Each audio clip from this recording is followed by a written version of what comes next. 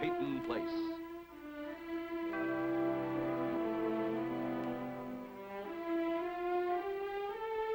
Starring Dorothy Malone as Constance Mackenzie, Warner Anderson as Matthew Swain, Ed Nelson as Michael Rossi, Mia Farrow as Allison Mackenzie, Ryan O'Neill as Rodney Harrington, and Barbara Parkins as Betty Anderson.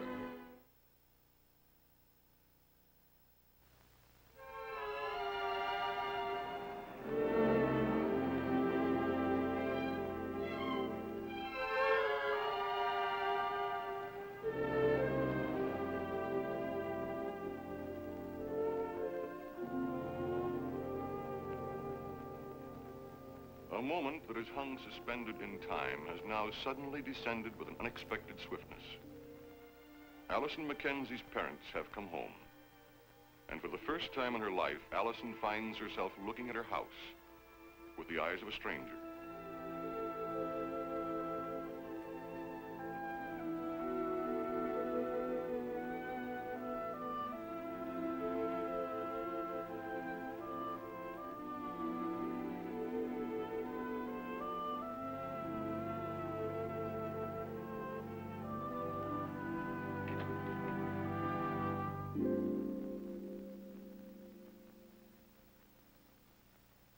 Hello, Allison. Come in, come in. Sweetheart. We were going to come down to the shop and surprise you. Well, I locked up her.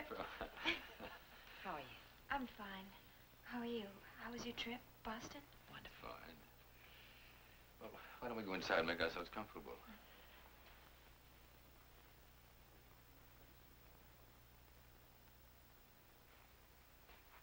Oh, I forgot. Welcome home. Oh, thank you. Well, we managed to gather a few things for you on our travels. Where are they, Connie? They're in the closet. I'll get them. What's that old saying? It's fun to travel, but it's nice to be home. Well, I wouldn't really know. I've never been further than the ski lodge. And you take my word for it, it is. I like this house. It's got room to breathe. I don't think an extra set of lungs are going to put too much strain on it. It won't be easy, Allison, but things that mean anything never are. No, I know. The only reason I'm here, I don't mean here in this house, but here, is to make you and your mother happy. We were going to set these out, but time got away from us. Ah, where'd you get this? How do you know your father won it? At an old amusement park I used to go to when I was a kid. I was afraid it wouldn't be there anymore. Compliments of a strong right arm and an undaunted cheering section. It's really quite good. Especially when it took me 8 games to find the mark. Here, let me take it. Aren't you going to open them? Oh, yes.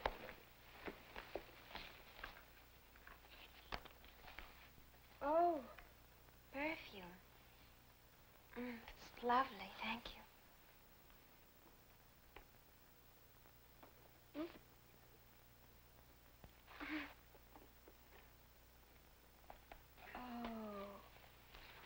Oh, it's beautiful. You like the color? Yes. I think we hit every store in Boston looking for it. Of course, we didn't know at the time that we were looking for it. All we knew was that all the other colors we looked at were wrong until we found that one.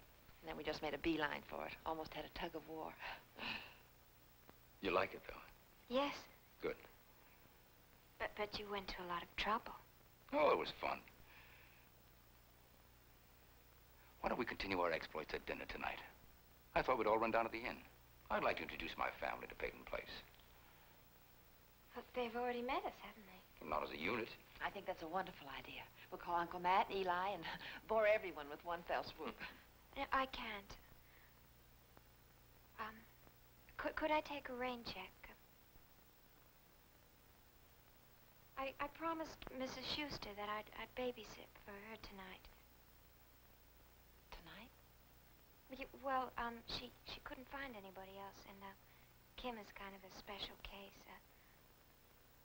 Anyway, it's your first night back. I thought you might like to be alone. Well, thank you, Allison.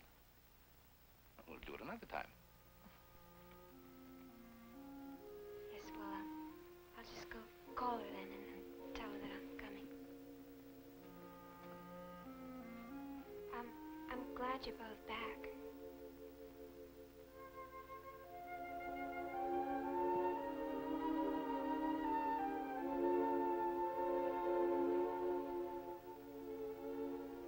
There was so much I wanted to say.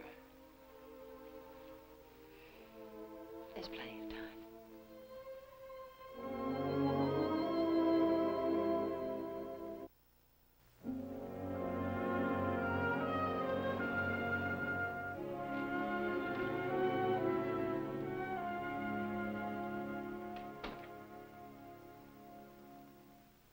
Doris, I'm home.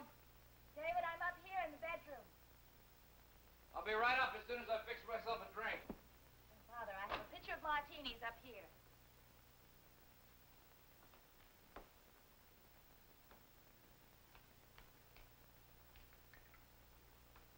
Hi. Well, what's the occasion? We've been invited to the inn for dinner. By whom? Theodore Dowell. Harrington's old attorney? Uh-huh. And his very social wife. It's kind of at the last minute, isn't it? Didn't you get my message? David, I called you at noon and I left word with your secretary. Well, I wasn't in the office all afternoon. I went over to the Travers Mill in White River. Checking on the competition? They're automating. Wanted to look around. What about Kim? Who'll stay with her? I found a sitter. Who? The Mackenzie girl. I think she's very intelligent and dependable. Thank you. My anniversary brooch. It really is the very best thing I have. I can't wear that tonight. They might think I was insecure. Besides, what would I do when I needed something really special? David, I'm sorry to have pushed you into this pressure. I did call you. Would you like me to call them and say that we're going to be a few minutes late? Then you won't have to start dressing right now. Well, what is this evening? Is this something that they arranged before and just brought us into? No, I think it's us specifically. Well, I wish you had gotten in touch with me because I wouldn't have gone this evening. Well, I think that would be a mistake. I don't want to just walk into something without knowing what I'm doing. This is the best chance to get to know Dowell. Darling, I get to know a man when I do business with him. You can't tell a thing about a lawyer over a drink. They're all trained to be so smooth, you can't get through to what they are. We function so differently, David. Oh, yes, I know that. Come on, don't push me away. This is the only avenue of communication I have. You may know Dowell through a business deal, but I only know about that business deal through what you tell me. I find out about people over drinks and through knowing who their wives are. Doris, I'm the one who has the contract with Peyton. I'm the one who has to run the mill. Well, let me help you. What's the matter with you men? You marry capable, educated, nice women, and then you push them out of your lives as soon as you marry them. Have I ever given you any bad advice? Huh? Have I made one mistake in your career? Well, how many mistakes would I have made without you? Oh, David. What do you mean, oh, David? Did it sound like I was criticizing you? I wasn't. I just want to be close to you. Don't push me away.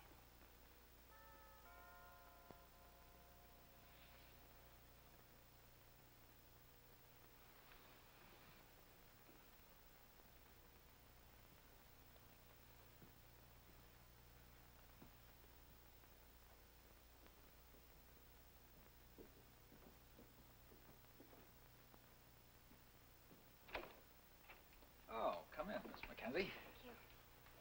Thank you. If you don't mind waiting, my wife will be right down. You can wait in here. I have to get dressed myself. She'll be down to talk to you and give you some instructions. Will you excuse me? Thank you.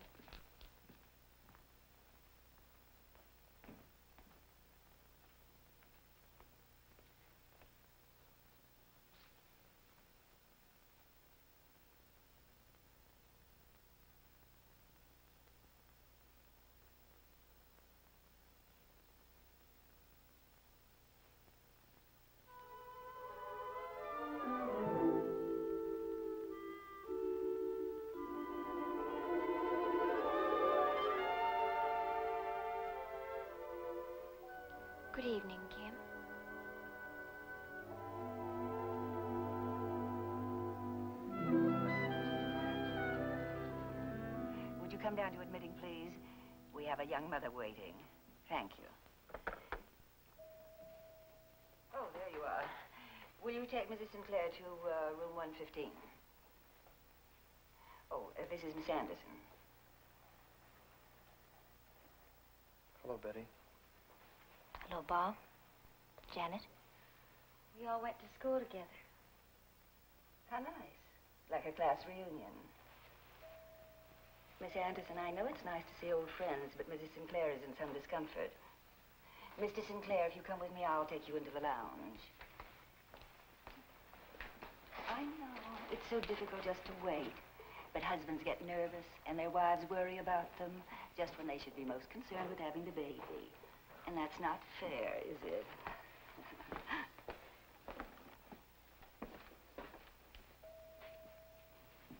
We haven't lost the father yet.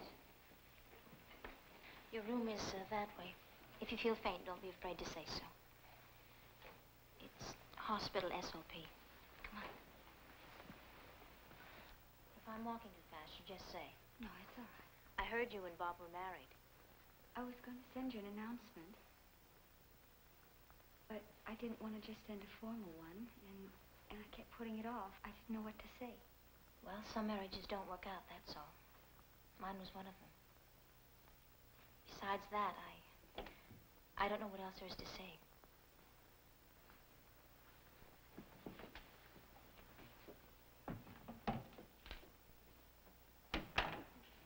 Oh, here, you better lie down. Come on, up.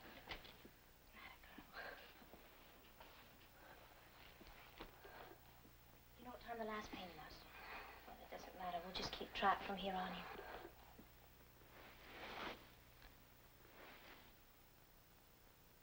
What's the matter? I don't want you taking off my shoes. Would you like someone else to help you? No, I want you to stay here with me. I'm not so afraid if you're here. Betty, I never intended to send you a wedding announcement.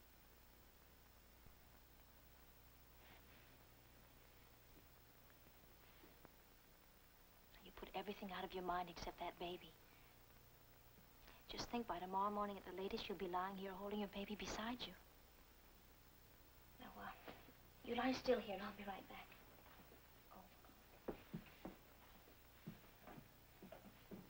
If you need anything before that, you just press this button and somebody will be here before you take your hand off it.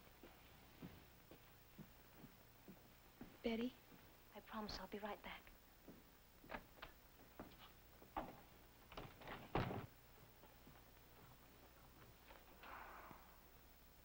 Trouble with the patient? Oh, no, Doctor, the patient is fine. How about the nurse? Well, I think we can describe her condition as fair. Possibilities of survival are indicated. You look, very elegant, Doctor. Is this the patient? A maternity case. She's ready to deliver. Except that it's a girl I used to go to school with. But that's only a half-truth. Rod and I used to double date with Janet and her husband. Now she's going to have her baby. Betty. No, it's all right, Doctor. I just came up for air.